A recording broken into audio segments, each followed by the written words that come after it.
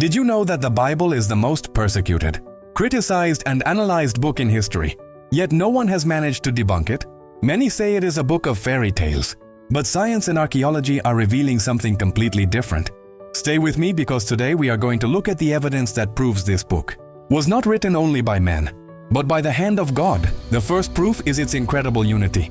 Imagine 40 people from different eras, languages, and social classes writing a single book over 1,500 years. Without knowing each other, they all maintain the same message without contradictions. Humanly speaking, that is impossible. Furthermore, archaeology has left skeptics speechless. The discovery of the Dead Sea Scrolls confirmed that the text you read today is exactly the same as it was thousands of years ago. And what about science? While centuries ago it was believed that the earth was flat, the book of Isaiah already spoke of the circle of the earth, and the book of Job mentioned that God hangs it upon nothing.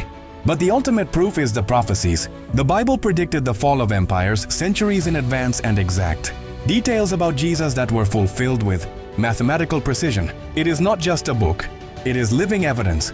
The question is not whether the Bible is true, but what are you going to do with that truth? If you like this video, subscribe now so you don't miss our next content.